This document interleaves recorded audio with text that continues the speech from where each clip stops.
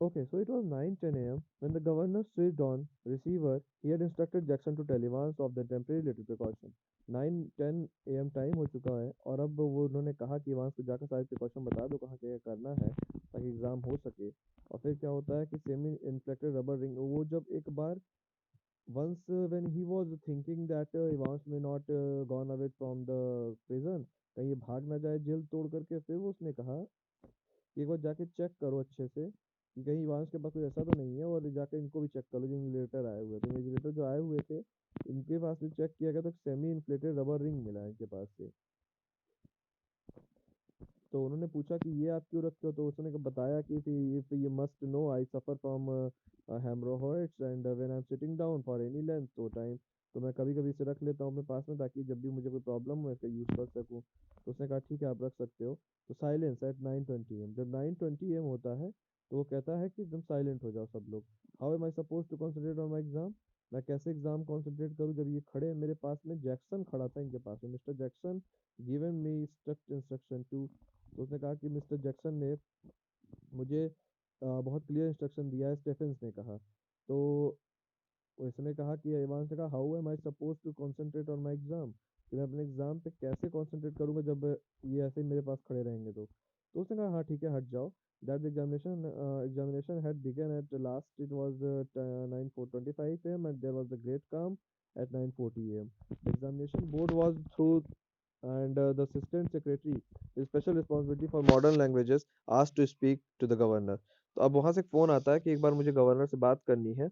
और फिर फोन आता है तो बात करने के लिए वहां जाते हैं। वो गवर्नर बताते हैं कि ऐसा है, सेक्रेटरी बताते हैं वहां के कि कोई पेपर करेक्शन करना है। अब क्या करेक्शन करना था, जूम गोल्डन लोवेन लिखा हुआ था, अब वो लिखना था इनको नॉट जूम गोल्डन लोवेन। तो एक एन का डिफरेंस आ रहा था। तो वो उन्होंने कहा कि इसको थोड़ा सा चेंज करवाना है।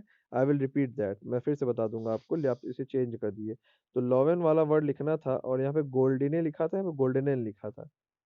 तो एन को रिमूव करना था, इतना सा वर्ड थोड़ा सा मतलब चेंजेस था।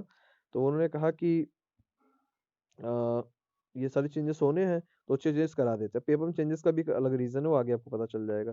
Eight 10:50 a.m. The receiver crackle to life and the governor realise he had almost forgotten Evans for a few minutes. तो अच्छा, जब ये गवर्नर से बात करने लगे तब इसे याद आया, सेक्रेटरी से बात करने में याद आया कि वो तो इवांस को कुछ देर के लिए एकदम से भूल ही गए।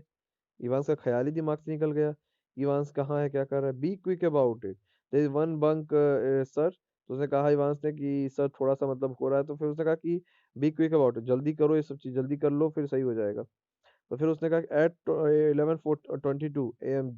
Jackson shouted along the corridor to Stephens, the governor wanted to speak with him. अब जैक्सन ने फिर से बुलाया स्टेफेंस को कि गवर्नर तुमसे बात करना चाहते हैं। और Stephen himself was to accompany McLeary to the main prison gates. ये वही आदमी जो कि खड़ा था वहां पे गेट पर, खड़ा होकर के एग्जाम करा रहा था, मतलब जो पुलिस वाला नहीं था स्टेफेंस, वो उसको बुला लिया गया कि आओ तुम्हें फोन आया हुआ है। तो वहां से चला जाता है, reaching almost two his knees for fostered the illusion that he had suddenly grown slimmer। तो जब दूसरी बार कॉल आया था तो वो कॉल इसलिए था कि उन्होंने ऑर्डर किया हुआ था कि जैक्सन जो है वो तुम खुद जाओ और जो इन्विजिलेटर आए हुए हैं उनको बाहर तक छोड़ के आओ जब पेपर ख़त्म हो जाए। तो वो जाता है इसको लेकर के बाहर तक छोड़ने के लिए। स्टेफिन्स जाता है, फिर स्टेफिन्स कहता है कि उसे मतलब उसे शक हुआ कि जो आदमी मैं बाहर ले जा रहा हूँ ये थोड़ा पहले से आया था, इससे पतला लग रहा है ये तो मुझे। लेकिन स्टेफिन खुश था कि गवर्नर ने हमें ये कहा हुआ है, गवर्नर का कॉल आया था ये काम के लिए, मुझे तो इसी में खोया हुआ था। और इतने में क्या होता है, Evans chair was a man. जब वो लौट के आता है तो इवांस के चेयर पे एक आदमी बैठा हुआ होता है जो कि मतलब रेड ब्लडेड था, मतलब बहुत ज़्यादा खून बह रहा होता है उसके जहाँ पे जेल के उसके कैबिन में। तो वहाँ पे होता क्या बेटा कि देखो, सबसे पहले हुआ ये था उसने स्टेफन को हटाने के लिए कहा, इवांश ने कहा मेरा कंसंट्रेशन नहीं बन पाएगा।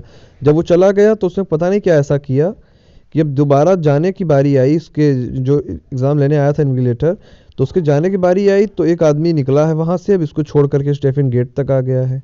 अब जब अंदर लौटता है देखता है एक आदमी वहाँ पे पड़ा हुआ है जो रेड ब्लडेड है। तो उसको ऐसा लगा होगा कि हो ना हो इवांश भाग गया और उसने इसको मार दिया है, जो हमारे आए थे इन्विजिलेटर। तो अब क्या करता है, Yes, yes, they are on their way. But I'm right.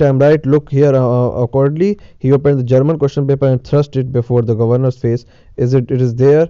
Die, see what I mean. तो फिर वैसे होने लगता है, फिर वो क्या करता है, क्वेश्चन पेपर निकालता है, उसको फेंकता है उसके मुंह पे, फिर ऐसे कहता है कि देखो ये सब क्या हो रहा है, तुम्हारे वैसे ये सब चीज़ें हो गई। तो फिर वो कहता है ask for Bell chief inspector, we will get him. तो वो लोग एक चीफ इंस्पेक्टर को बुलाते हैं, फिर वो लोग कॉल करते हैं, मतलब जो आदमी इंजर्ड हुआ रहता है उसको वो लोग हॉस्पिटल भिजवाते हैं, फिर हॉस्पिटल में कॉल करते हैं कि वो आदमी कैसा है। तो फिर वो लोग बताते हैं कि हमारे पास कोई आदमी आया ही नहीं था। तो उनको शक हो जाता है, अरे जो पहले निकला था वो आदमी इन्विजिलेटर रहा होगा, और जो बाद में हम लोग जिसको छोड़ के आए वो इवांश था जो कि भाग गया जेल से। तो जो सबसे पहले निकला है वो भी एक प्लानिंग का हिस्सा था, कि इवांश ने क्या किया था कि वो भी जो इंसान निकला था अभी पहली बार में गेट तक गया है सही सलामत, तो वो इवांश का ही फ्रेंड रहा होगा, और वो निकल गया। और पीछे से इवांश ने अपने मतलब ऐसा सीन बना दिया कि सबको लगे कि ये जो आया हुआ था लेटर वो हर्ट हुआ है, और इसके बहाने इवांश भी बाहर निकल गया, तो दोनों लोग बाहर चले गए। तो ये लोग चीफ इंस्पेक्टर को बुलाते हैं, वो कहता है कि परेशान ना हो कि किस्मत साथ दी, तो विल गेट हिम, तो उनको पा लेंगे। तो फिर कहता है by the way Carter, I hope you all manage to get McLeary to the hospital all right. तो वहाँ से गायब हो जाता है रेड क्लिफ नाव से। तो वहाँ पे यहाँ से गायब होकर पहुँचता है, he is in Red Cliff now. यहाँ से भागने के बाद वो कहाँ गया था, रेड क्लिफ नाव गया था।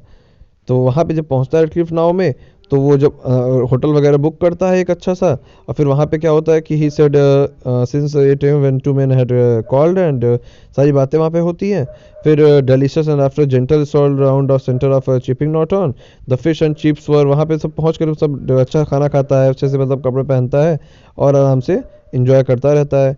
फिर वो क्या करता है कि जब गोल्डन लॉयर होटल की मतलब कि रिसेप्शन डेस्क पे जाता है, तो देखता है कोई और गर्ल वहाँ पे बैठी हुई, रिसेप्शनिस्ट बैठी हुई है, जिसे वो पहचान नहीं पाता है। फिर वो क्या होता है कि he would not be bothering with breakfast, order the daily express and ask for an early call at 6:45 AM। तो उसने कहा कि मुझे ब्रेकफास्ट नहीं चाहिए, और एक काम करना मुझे कि सुबह 6:45 पे उठा देना, मुझे कोई मीटिंग में जल्दी जाना है।